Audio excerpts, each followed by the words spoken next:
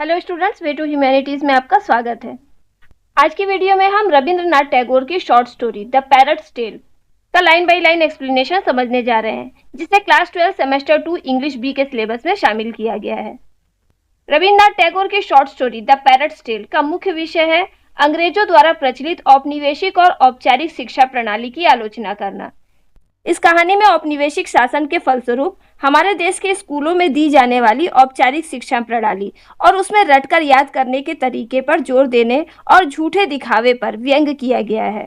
इस कहानी में रविंद्रनाथ टैगोर जी ने ये बताने की कोशिश की है कि शिक्षा के नाम पर स्कूलों में लाखों करोड़ों बच्चों के अंदर के टैलेंट और क्रिएटिविटी यानी उनकी रचनात्मक क्षमता को कुचलकर रख दिया जाता है। अपने इस विचार को उन्होंने एक तोते की कहानी के माध्यम से प्रकट किया है। इस कहानी में एक राजा एक तोते को अज्ञानी घोषित करते हुए उसे शिक्षित करने का आदेश देता है, लेकिन उसे शिक्षित करने के नाम पर उस पर किताबों का बोझ लाद दिया जाता है, उसके पंख काटकर उसे जंजीरों में जकड़ दिया जाता है और उचित देखभाल और भोजन के अभाव में उस तोते की मौत हो जाती है। इस प्रकार इस कहानी में यह दिखाने की कोशिश की गई है कि ऐसी औपचारिक शिक्षा में एक विद्यार्थी की आत्मा और उसकी जिज्ञासा को कैद करके उसके कौशल को नष्ट कर दिया जाता है और अंत में वो किसी काम का नहीं रह जाता। तो ये थी इस कहानी की विषय वस्तु। तो चलिए अब हम इस कहानी को विस्तार से पढ़ते हैं। वीडियो पसंद आए तो इसे लाइक कीजिएगा और अपने विचारों को कमेंट कीजिएगा। Once there was a bird. एक बार की बात है, एक पक्षी था। It was an utterly foolish bird. वह बिल्कुल ही मूर्ख पक्षी था। It sang songs but did not read the scriptures. वह गीत तो गाता था, लेकिन स्क्रिप्चर्स यानी धर्म ग्रंथ या शास्त्र नहीं पढ़ता था। It flew, it jumped, but did not have the faintest sense of etiquette. वह उड़ता था, फुदकता था, लेकिन उसमें जरा सा भी एटिक्विट यानी शिष्टाचार या सभ्य तौर तरीके नहीं थे। The king said, such birds they are of no use at all. एक दिन राजा ने कहा कि इसके जैसे पक्षी किसी काम के नहीं हैं। They only eat the fruits in the orchards and the royal fruit market runs a deficit. ऐसे पक्षी केवल बागों के फल खाते हैं और इनके कारण शाही फल मंडी में डेफिसिट यानी मंदी आ गई है। He called the minister and commanded, educate it. राजा ने मंत्री को बुलाया और आदेश दिया कि इस पक्षी को शिक्षित करो। The king's nephew was given the responsibility of educating the bird. राजा के भतीजे को उस पक्षी को शिक्षित करने की जिम्मेदारी दी गई। The scholars held long discussions. विद्वानों में काफी चर्चा हुई। The subject being what is the reason behind the foolishness of this creature, जिसका विषय था कि इस प्राणी की मूर्खता का कारण क्या है। The conclusion was much learning could not be stored in the tiny nest that the bird could make with just chips and twigs. निष्कर्ष यह निकला कि चिड़िया के एक छोटे से घोंसले में, जो कि सिर्फ तिनकों और टहनियों से बना हुआ था, उसमें ज्यादा ज्ञान को स्टोर करके नहीं रखा जा सकता। मीन्स विद्वानों के अनुसार वो पक्षी एक छोटे से घोंसले में रहता है और उस छोटे से घोंसले में इतने सारे ज्ञान को इकट्ठा करके नहीं रखा जा सकता। So first of all it was necessary to build a good cage for it. तो सबसे पहले ये जरूरी है कि उस पक्षी के लिए एक अच्छा सा पिंजरा बनाया जाए. The scholars got empty rewarded and went home merrily. उन विद्वानों को अच्छा खासा इनाम मिला और वे खुशी खुशी अपने घर चले गए. The goldsmith started building the cage. सोनार को बुलाया गया और उसने पिंजरा बनाना शुरू कर दिया. The cage turn out to be so exquisite that everyone under the sun rush to see it. वो पिंजरा इतना आकर्षक बनकर तैयार हुआ कि उसे देखने के लिए दुनिया भर के लोग टूट पड़े. सम सेड एजुकेशन इंडीड. कुछ लोगों ने कहा वाकई शिक्षा ने तो कमाल कर दिया. अदर सेड, दूसरे लोगों ने कहा एजुकेशन और no education, at least the bird has got the cage. शिक्षा हो या ना हो, कम से कम उस पक्षी को पिंजरा तो मिल गया. What a lucky bird. कितना भाग्यशाली पक्षी है. The goldsmith got a bag full of rewards. सोनार को इनाम की एक थैली मिली. He set out for home cheerfully. वो खुशी खुशी अपने घर चला गया. The pandit came to teach the bird. उस पक्षी को सिखाने के लिए पंडित आया. ही टूक a pinch of snuff and said. उसने एक चुटकी सूंघनी अर्थात तंबाकू उठाई और कहा a few book won't do. कुछ किताबें पढ़ने से काम नहीं चलने वाला. अर्थात इस पक्षी को कुछ पोथियां पढ़ाकर शिक्षित नहीं किया जा सकता. इसे ज्यादा ज्ञान की जरूरत है, इसलिए इसे सिखाने के लिए ज्यादा किताबें चाहिए. The nephew summoned the scribes. राजा के भतीजे ने पोथियां लिखने के लिए स्क्राइब्स यानी लेखकों को बुलाया. They copied from the books and copied from those copies and made an enormous mound of such things. उन्होंने उन किताबों की नकल की और फिर उन नकल की भी और कई सारी नकल तैयार की और इस तरह से उन्होंने किताबों का एक एनॉर्मस माउंड यानी एक बड़ा सा टीला खड़ा कर दिया। Whoever saw it said, "Bravo, learning is going to overflow." जिस किसी ने भी देखा उसने कहा, शाबाश, अब तो ज्ञान ओवरफ्लो होने वाला है, यानी ज्ञान की बाढ़ आने वाली है। The scribes got cart full of rewards. उन लेखकों को जिन्होंने कई सारी किताबें लिखी थी उन्हें ढेर सारे इनाम दिए गए। At once they rushed home. वे तुरंत इनाम लेकर अपने घर की ओर भागे।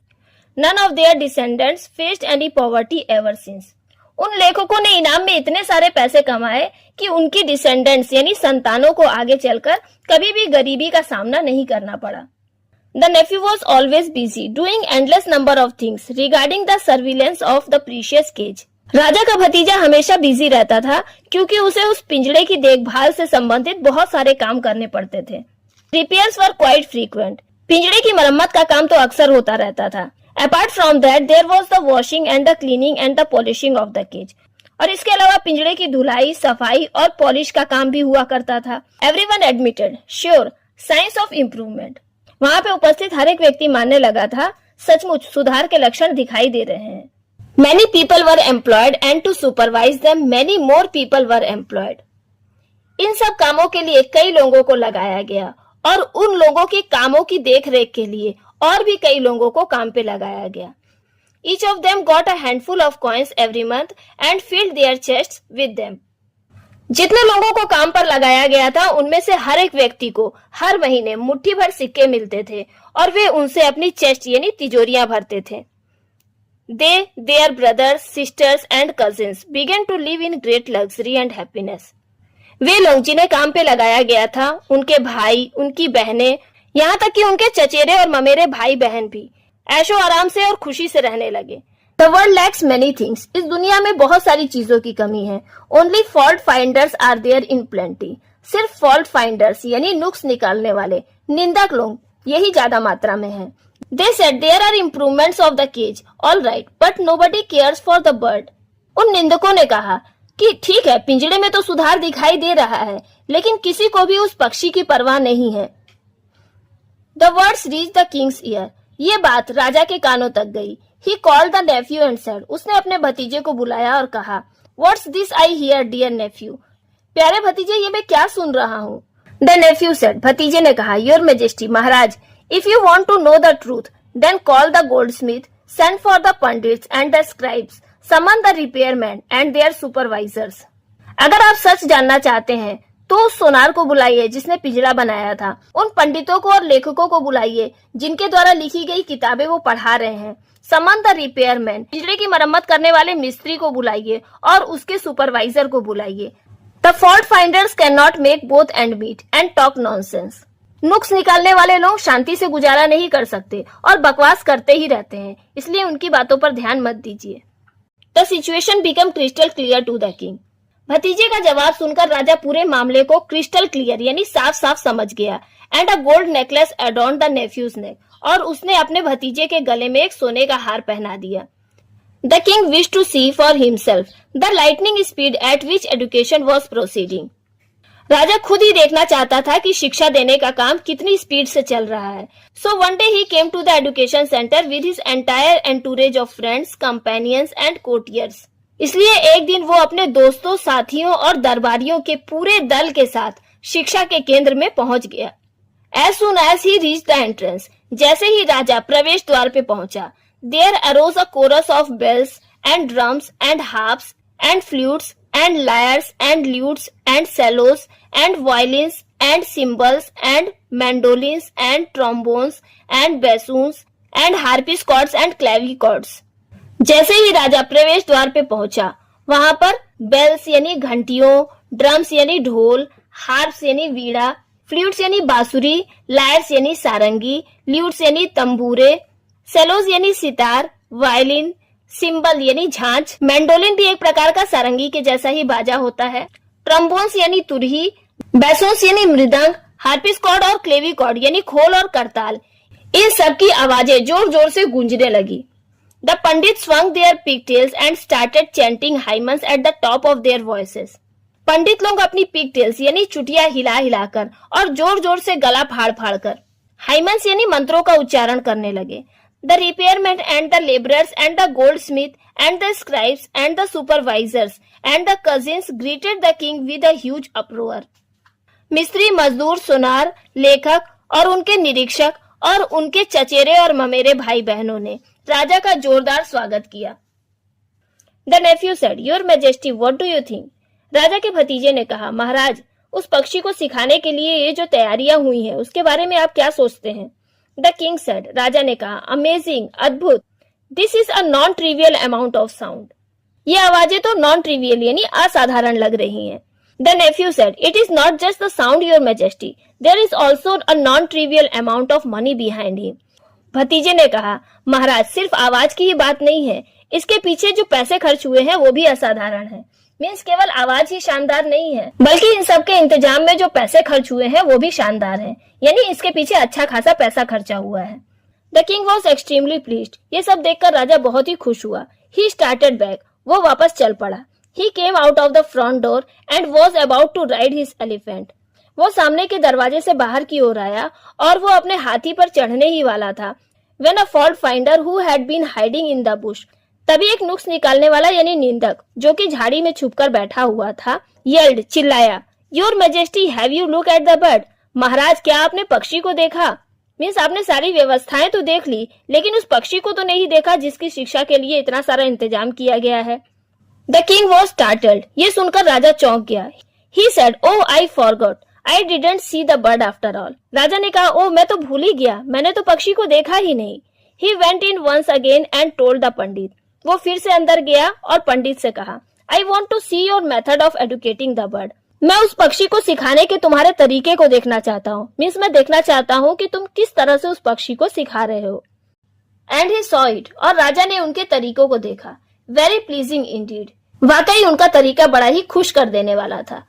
The method was so overwhelming compared to the bird that one could hardly notice the bird. उस पक्षी को पढ़ाने का तरीका इतना जबरदस्त था कि किसी का भी ध्यान उस पक्षी पर नहीं जा सकता था। It seemed it was rather irrelevant to look at the bird. राजा को लगा कि अब उस पक्षी को देखने की जरूरत ही नहीं है। The king understood that the arrangements were faultless. राजा को समझ में आ गया कि सारे इंतजाम में कहीं कोई गलती नहीं है। There was no corn in the cage, no water either. उस पिंजड़े में ना तो अनाज था और ना ही पानी था। Only heaps of pages had been torn out from heaps of books. सिर्फ उस पिंजड़े में ढेर सारी किताबों से फाड़े हुए ढेर सारे पन्ने थे। And with the tip of a pen, those pages were being stuffed into the bird's mouth. और पेन की नोक की सहायता से उन किताबों के पन्नों को उस पक्षी के मुंह में ठूस ठूस के घुसाया जा रहा था। There was no room in the mouth for the bird to squeeze out a cry. उस पक्षी के मुंह में चीखने तक की भी जगह नहीं थी। लेट अलोन अ ट्यून, कोई धुन निकालना या गीत गाना तो दूर की बात थी।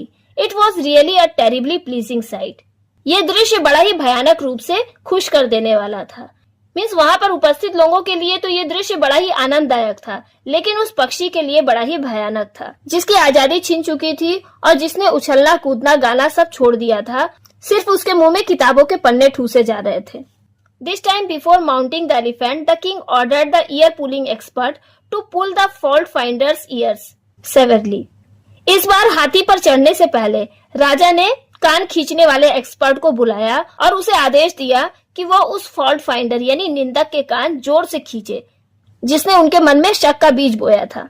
In a rather respectable and predictable way, the bird became half dead as the days passed. जैसे जैसे दिन बीतते गए वो पक्षी बड़े ही रेस्पेक्टेबल एंड प्रेडिक्टेबल यानी सम्मानजनक और अनुमानित तरीके से हाफ डेड यानी अधमरा होता चला गया। यानी दिन पे दिन उस पक्षी की हालत खराब होती चली गई।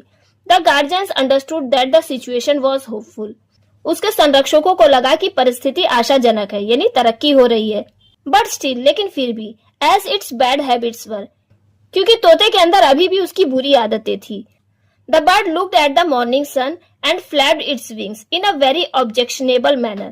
उस पक्षी की बुरी आदत क्या थी कि वह सुबह के सूरज को देखता था और बड़े ही ऑब्जेक्शनेबल यानी आपत्तिजनक तरीके से अपने पंख फड़फड़ाता था। Some days it was even found to make an attempt to break the rods of the cage with its sickly beak. कुछ दिनों तक तो ये भी देखा गया कि वो पक्षी अपनी कमजोर चोंच से उस पिंजड़े की सलाखों को तोड़ने की कोशिश करता रहा। The administrator said, "What audacity!" प्रबंधक ने कहा, क्या बदतमीजी है। Immediately the blacksmith came to the education department with bellows and fires and hammer and chisels. तुरंत ही ब्लैकस्मिथ यानी लोहार, बेलोस यानी धौकनी या फुकनी, आग, हैमर यानी हथौड़ी एंड चीजल्स यानी छेनी लेकर शिक्षा विभाग में पहुंच गया। His hits were absolutely spectacular. उसके वार लाजवाब थे। An iron chain was manufactured and the wings of the bird were cut off. उस पक्षी को जकड़ने के लिए लोहे की एक जंजीर तैयार की गई और उसके पंख काट दिए गए। The king's relatives shook their heads gravely and said, राजा के रिश्तेदारों ने गंभीरता से सिर हिलाए और कहा, In this land you see, the birds are not only stupid but ungrateful as well. देखिए तो इस देश के पक्षी केवल बेवकूफ ही नहीं है बल्कि एहसान फरामोश भी है। Then the pandits came with a pen in one hand and a spear in another and did something which one could really call education. और फिर पंडित लोग एक हाथ में कलम और दूसरे हाथ में भाला लेकर वहां पर आए और उन्होंने कुछ ऐसा किया जिसे वास्तव में शिक्षा कहा जा सकता था। यहाँ पर किस काम को किए जाने की बात की जा रही है? वो काम जो कि स्कूलों में टीचर्स किया करते हैं स्टूडेंट्स के साथ, जब वो पढ़ाई लिखाई नहीं करते हैं और उनकी बातें नहीं मानते हैं, यानी उन्हें मारना पीटना या फिर पनिश करना। The black smith become very well to do. अब तो लोहार बड़ा ही धनी हो गया। His wife got gold ornaments. उसकी पत्नी के पास सोने के जेवर हो गए। The administrator gained a title from the king for his alertness. और जो प्रबंधक था उसे उसकी अलर्टनेस यानी सजगता के कारण राजा से एक बड़ी उपाधि प्राप्त हुई। The bird died, no one knew when. वो पक्षी मर गया और किसी को इस बात का पता भी नहीं चला कि वो कब मर गया। The infamous fault finder spread the news. Fault finder यानी निंदक लोग जो कि कभी फेमस नहीं हो पाए, उन्होंने एक खबर फैला दी, द बर्ड हैज डाइड, कि पक्षी मर गया है। The king called the nephew and asked. राजा ने अपने भतीजे को बुलाया और पूछा, dear nephew, what is this that I hear. प्यारे भतीजे, मैं ये क्या सुन रहा हूँ। द नेफ्यू सेड, भतीजे ने कहा, your majesty, the bird's education is now complete. महाराज, उस पक्षी की शिक्षा पूरी हो गई है। The king asked, does it still jump. राजा ने पूछा, क्या वो अभी भी फुदकता है। The nephew said, God forbid. भतीजे ने जवाब दिया, भगवान न करे, यानी अब वो नहीं कूदता है। Does it still fly. राजा पूछता है, क्या वो अभी भी उड़ता है।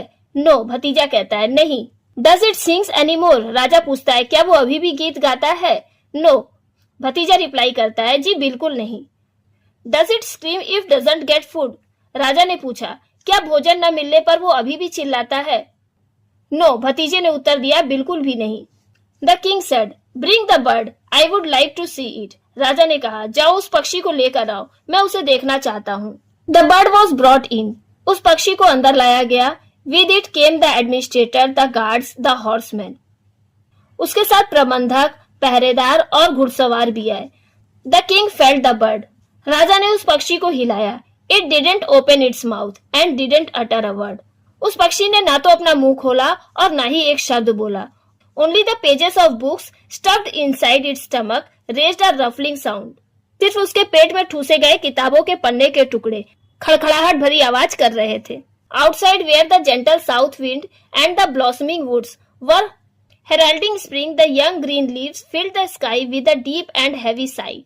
बाहर की ओर जहाँ हल्की दक्षिणी हवा और फूलों से लदे हुए जंगल बसंत ऋतु के आने का संकेत दे रहे थे, वहीं पर नई नई उगी हुई हरी हरी पत्तियों ने आसमान को एक गहरी और भारी आह से भर दिया।